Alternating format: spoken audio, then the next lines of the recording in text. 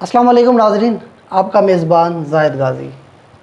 ناظرین، آج ہم بات کریں گے ضلع جیکا آباد کے تعلیمی اداروں کے حوالے سے کہ ان کی صورتحال کیا ہے۔ اس کے علاوہ بات کریں گے ہم ملکی صورتحال پہ کہ اس وقت جو ملک جس بحران پہ گزر رہا ہے، مہنگائی کی صورتحال ہے اور نگران حکومت کیا کر رہی ہے۔ موجودہ پی ڈی ایم نے جو ٹینیور جو 1.5 سالہ کمپلیٹ کیا، اس میں عوام کو کیا ریلیف ملا، کیا واقعی پاکستان تحریک انصاف کی گورنمنٹ ٹھیک رہی تھی، یا ان کا جو پورا وقت گزرا تھا ان میں ان لوگوں نے کیا کیا کیا تھا۔ ضلع جیکا آباد کی سیاسی صورتحال کے اوپر بات کریں گے کہ ان کی کیا صورتحال تھی۔ ہمارے ساتھ جیکب آباد ضلع کی پرسنالٹی موجود ہیں، سیاسی رہنما ان کو ابھی ہم کہہ سکتے ہیں۔ ماضی میں ان کے بہت ہی عہدے رہے، وہ پارٹیوں کے ساتھ منسلک رہے، ابھی وہ پارٹی کس کے ساتھ ہے وہ بھی ان سے ہی ہم سنیں گے۔ طارق حسین نڈ صاحب ہیں ہمارے ساتھ موجود۔ السلام علیکم طارق بھائی، کیسے مزاج؟ خیریت سے؟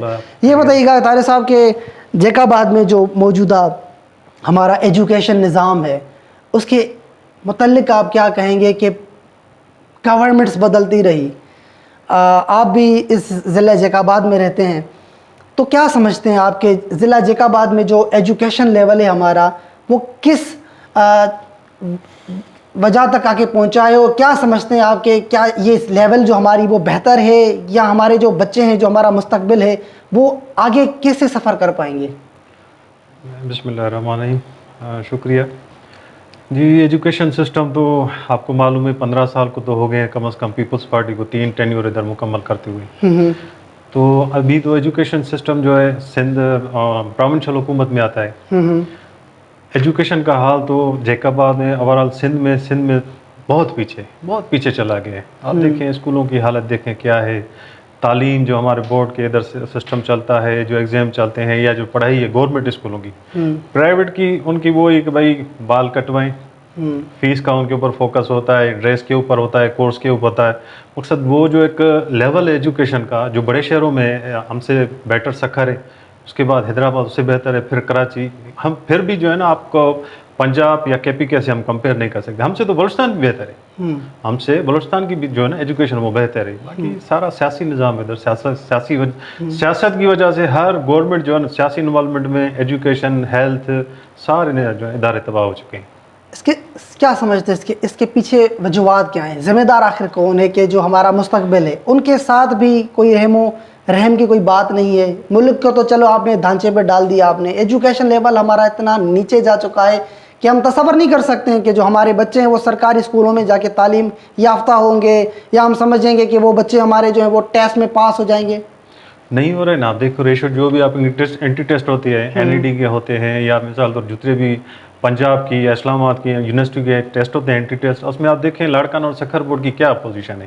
ادھر آپ کو A1 گریڈ ملیں گے، اور ادھر جو ان کی پرسنٹیج ہوتی ہے نا، میں سمجھتا ہوں 20% بھی مشکل سے ہوگی، 80% فیل ہوتے ہیں اینٹی ٹیسٹ میں۔ یہاں پر جو سارے ہوتے ہیں وہ کاپی رائٹ ہوتے ہیں، جو ایگزام ہوتے ہیں وہ کاپی رائٹ ہوتے ہیں۔ اسکول نہیں ہے نا جی، بیسک یہ تو گورنمنٹ کا کام ہے نا، آپ اور میں نہیں کر سکتے، آپ اور میں اپنے بچے پہ توجہ دے سکتے ہیں، لیکن اس کے لیے ایک نظام ہونا چاہیے کہ وہ اسکول ہو جہاں تعلیم ہو۔ پہلے تو ابھی تھوڑا بہت ہوا ہے کہ بھائی یہ جو ٹیچرز ہیں یہ آئی بی جو ٹیسٹ وغیرہ لے رہے ہیں ان کے تھرو ہو رہے ہیں، کچھ نہ کچھ میرٹ ابھی آ رہا ہے، لیکن جو سفارشی کلچر شروع سے چلتا آ رہا ہے، اور جو ہمارا نظام ہے خاص کر کے سیاسی، اور اس کے بعد جو اس کا یونین وغیرہ ہیں ٹیچرز کی، اور یہ آپ ضلع کی ہے نا، آپ دیکھ لیں جو ادھر ماڈل اسکول ہیں ہائے، ان کے دیکھ کے آئیں کہ بھائی ان کی کیا سہولتیں ان میں ہیں بچوں کو۔ ابھی تو وہ گورنمنٹ اسکول میں وہ بچے جا رہے ہیں جو آپ کے ڈسٹرکٹ ہیڈ کوارٹر میں آپ کو بات کر رہا ہوں جیکا آباد کی، جو افورڈ نہیں کر سکتے پرائیویٹ اسکول، ان کے بچے جاتے ہیں، باقی نہیں کرتے ہیں۔ جو پرائیویٹ اسکول ہیں جو ہے نا گورنمنٹ اسکول کے ٹیچرز ہیں، ان کے بچے بھی پرائیویٹ اسکول میں ہی پڑھتے ہیں۔ اگر وہ سمجھتے کہ بھائی ہمارے جو ہے اسکول بہتر ہے یا گورنمنٹ اسکول کا نظام بہتر ہے، وہ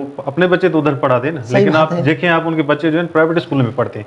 پرائیویٹ بھی مجبوری ہے، پرائیویٹ بھی وہ اسکول نہیں ہے، وہ تعلیم ادھر نہیں ہے کہ آپ ادھر کو جو ہے نا میرٹ کے حساب سے آپ ان کو کمپیئر کریں کراچی اور پنجاب کے ساتھ۔ اچھا، یہ حکومت جب جاتے جاتے یہ جو اعلان کر کے گئی ہے کہ بھئی جو اسکولس میں خاص طور پہ جو ٹیچرز ہیں وہ میوزک کے جو ٹیچرز ہیں، آرٹ ہیں، وہ ان کے لیے یہ نوکریوں کا سسٹم دے کر گئی ہے، کیا سمجھتے ہیں کہ ہمارے پہلے بچے جو تھے وہ ہمارے سوشل میڈیا پر ان کے اوپر کیا امپیکٹ پڑ رہا تھا، تو ابھی ہمارے جو بچے ہیں ان کو میوزک سکھایا جائے گا اسکولوں میں، تو سمجھتے ہیں آپ کہ یہ فیوچر کہاں جا رہا ہے؟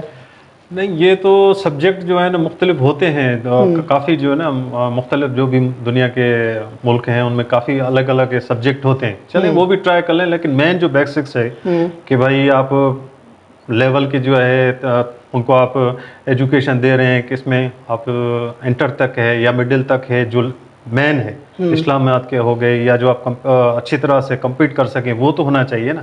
یہ تو ایک ایکسٹرا چیز ہو گئی نا کہ بھائی یہ سب نے پڑھ لی ہے، ابھی ان کو میوزک بھی آنا چاہیے بچوں کو، لیکن نہ ان کو میتھ آتی ہے، نہ ان کو جو ہے تو آپ سائنس پڑھاتے ہیں، نہ آپ ان کو جو ہے اسلامیات صحیح طریقے سے پڑھاتے ہیں. اب ان کو پہلے ہی آپ ان کو میوزک سکھائیں گے. ہمیں اعتراض نہیں ہے، میوزک ہونا چاہیے، کوئی مسئلہ نہیں ہے سکھانے کے لیے حساب سے. سارا دن میوزک چل رہا ہے پاکستان میں، اگر میں ٹیچر آ گیا تو اس سے کون سا مسئلہ ہوگا. اچھا یہ بتائیں گا کہ عوام کو آپ تھوڑا سا یہ آگاہ کریں کہ پاکستان تحریک انصاف کی گورنمنٹ رہی 5 سال کا، یہ پورا جو ٹینیور رہا، تو ضلع جیکا آباد کی عوام کے لیے کیا کیا؟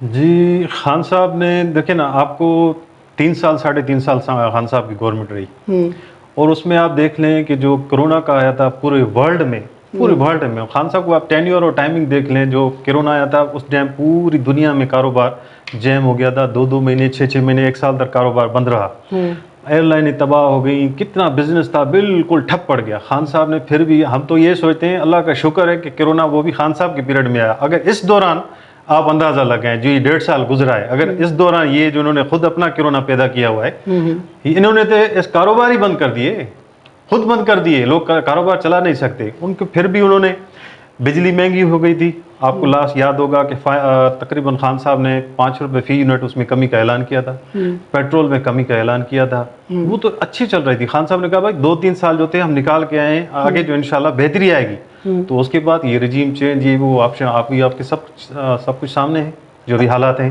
اچھا یہ بتائیں کہ جو ملک کی صورتحال ہے اس وقت کہ مہنگائی، پٹرول کی قیمتیں مہنگی ہو گئی، اشیاء خورد و نوش کی قیمتوں میں اضافہ، عوام کیسے سفر کر پائے گی؟ آپ کو اس کو ممکن سمجھتے ہیں کہ یہ جو اتنا بڑا جو خال ہو چکا ہے اس ملک کے اندر، جس بحران سے گزر رہا ہے، یہ ہم نکل پائیں گے اس ملک سے؟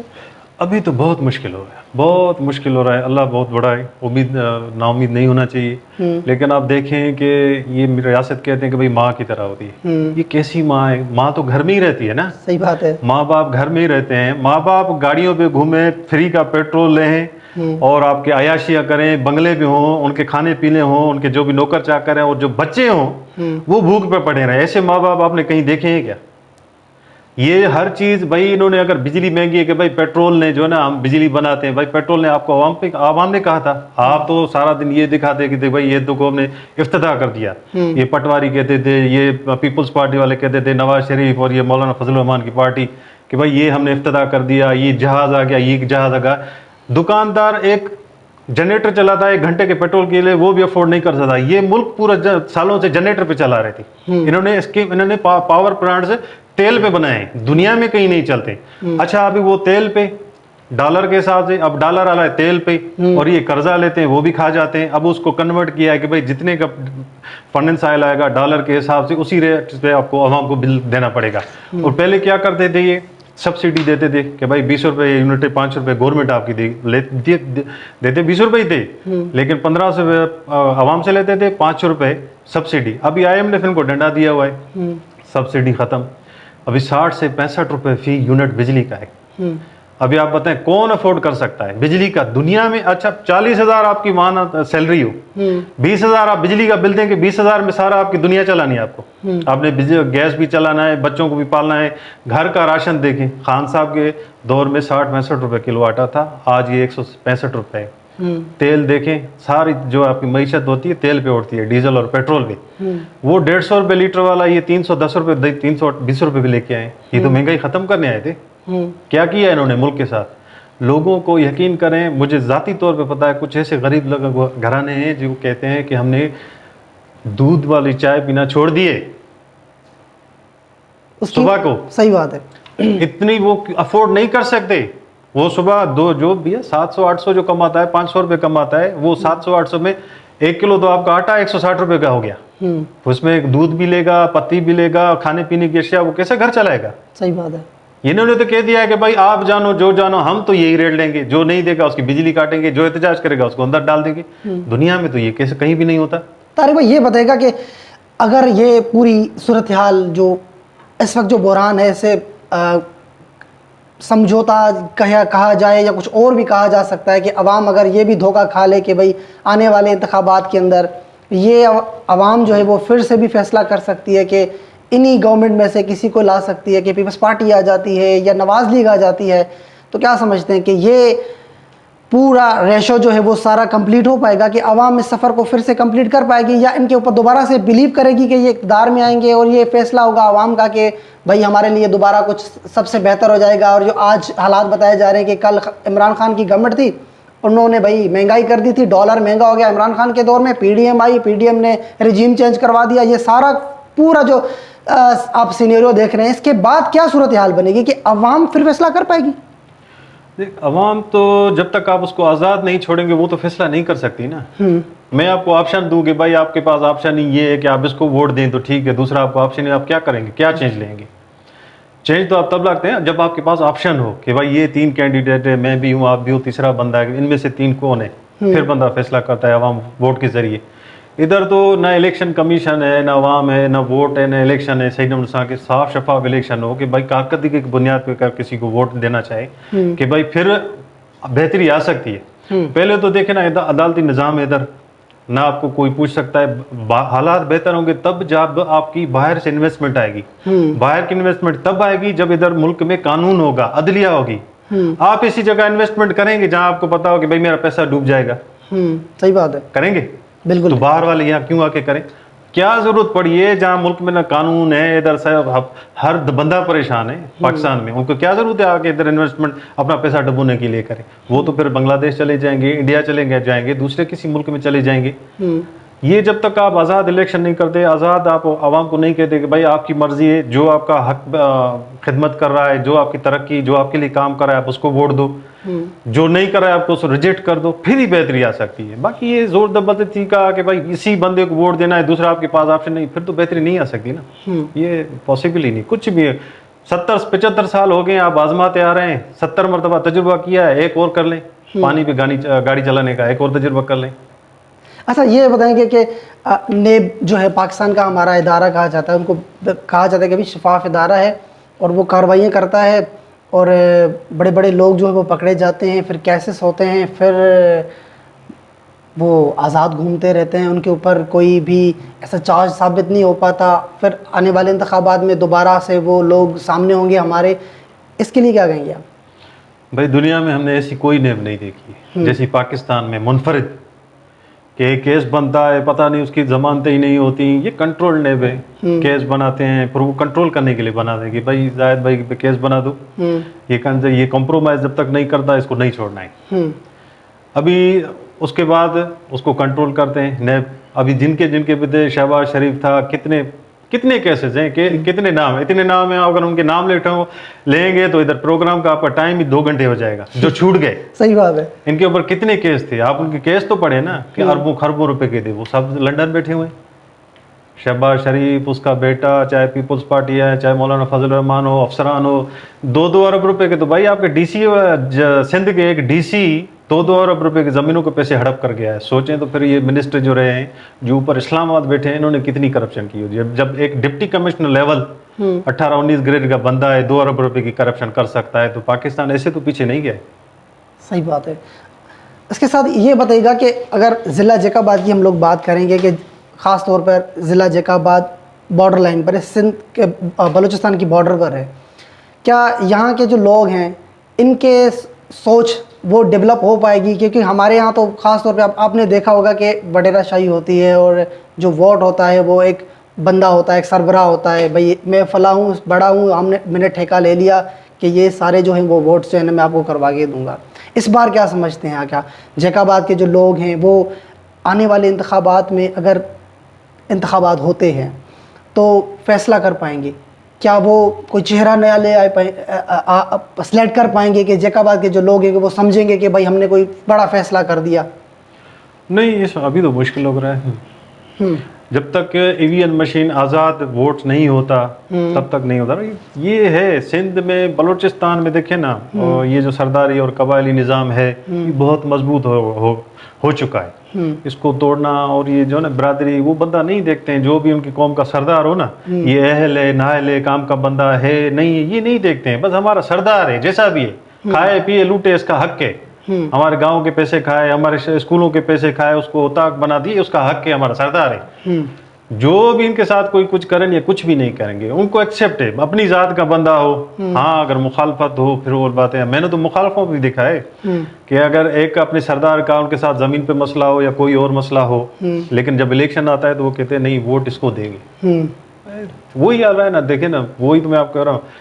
آپ امریکہ میں یا یورپ میں کسی بھی ملک میں چلے جائیں، اس کا یہ آپ کو کم ملے گا، 1% زیادہ سے زیادہ ملے گا. 90% نہیں ملے گا کہ میرا باپ، اس کے بعد میں، اس کے بعد میرا پوتا. وہ جو اہل بندہ ہوتا ہے نا، ادھر کا نظام ویسا ہے، سسٹم اس کو آگے آنے کا دیتا ہے کہ بھائی جو بھی اہل بندہ ہے وہ آگے آ جائے. یا ناکام ہو، جیسا بھی ہو، نکما ہو، بیٹا ہے آ جائے، اس کا ہی حق ہے، دوسرے کا تو نہیں ہے.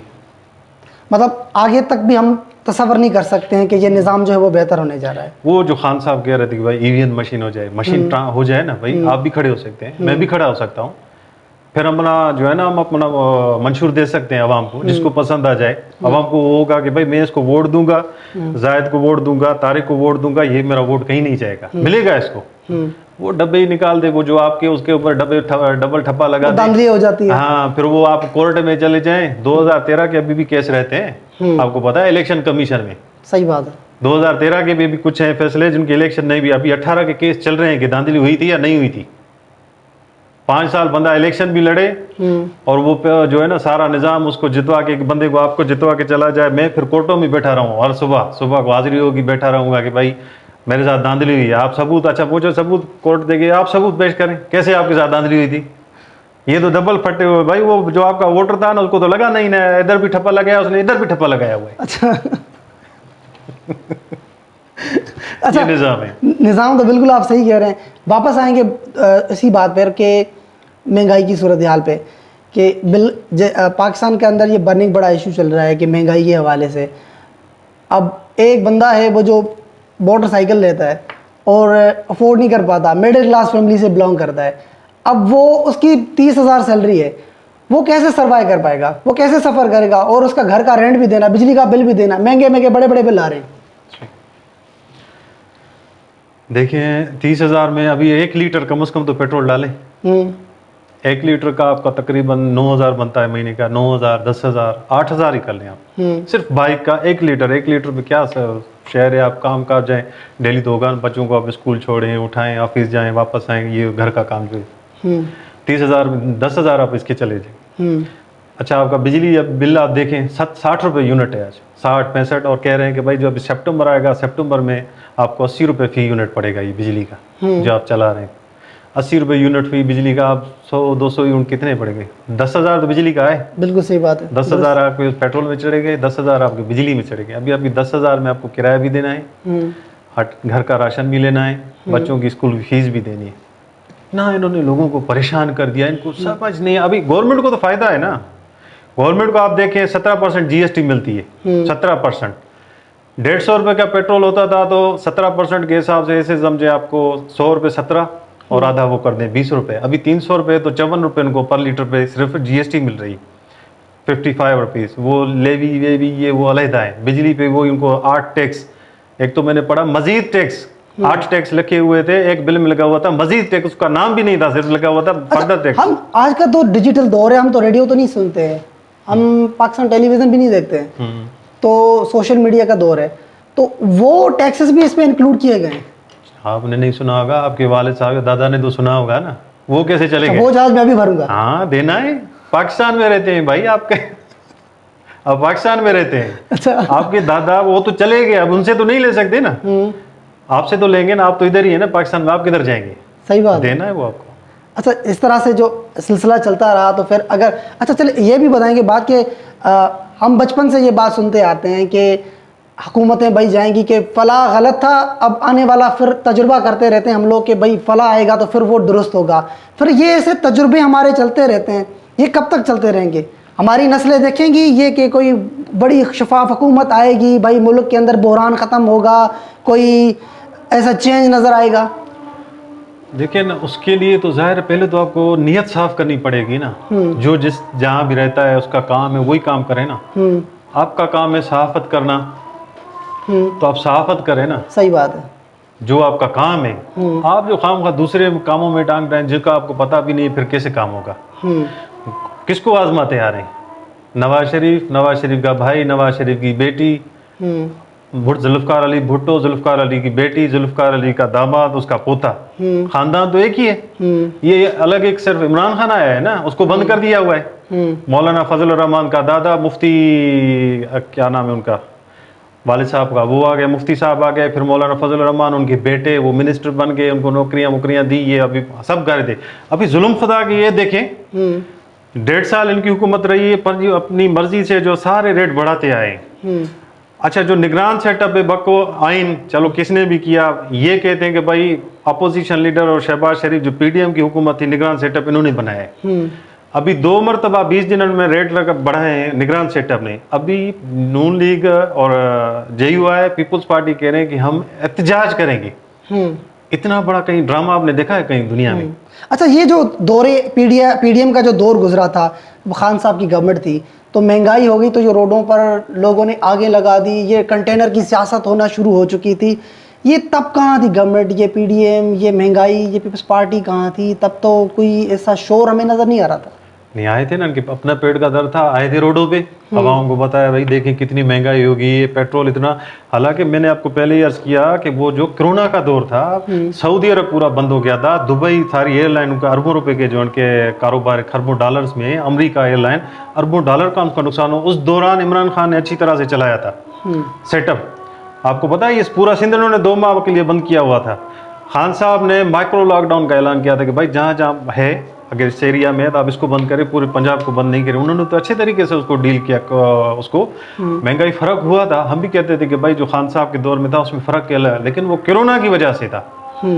اگر یہ کرونا ان کے دور میں آج ہوتا, ابھی تو خودکشیاں لوگ کر رہے ہیں, آئے دن روز آتی ہیں. کیا کرے بندہ اگر افورڈ نہیں کر سکتا تو کیا کر سکتا ہے؟ سوشل میڈیا دیکھیں تو ہر جگہ پر یہی بات ہوتی ہے کہ کہیں پر لوگ فاقہ کشی سے جانے دے رہے ہیں اپنی, اور یہ پوری بس اللہ معاف کر سکتا ہے ساری صورتحال کو. طارق بھائی بہت شکریہ, آج آپ نے ہمیں اس پروگرام میں ٹائم دیا. تو ناظرین, ہمارے ساتھ طارق حسین نڈ صاحب تھے, جن کی آپ نے سیاسی گفتگو سنی. انشاءاللہ اس سے قبل آنے والے پروگرام میں بھی کچھ سیاسی گفتگو جو ہے وہ ضرور ہوگی. آج تک کے اس پروگرام میں جو ہماری سیاسی گفتگو ہوئی تھی, ضلع جیکا آباد کے ایجوکیشن لیول پہ بات ہوئی تھی کہ ہمارا نظام کس طرح سے, ہمارے ایجوکیشن لیول پر کس طرح سے ہمارے یہاں پر ہوتے ہیں, ٹھیکیدار ہوتے ہیں, اسکول بنایا وہ بلڈنگ وہیں کی وہیں رہ گئی, ٹیچرز حضرات ہوتے نہیں ہیں, تو نہ بچوں کو کتابیں ہوتی ہیں. تو یہ صورتحال پوری یہ ہے کہ نہ ہمارے پاس ایجوکیشن ہے, نہ ہمارے پاس پانی ہے, اور بجلی ہے تو وہ بھی ہمارے پاس مہنگی ہے.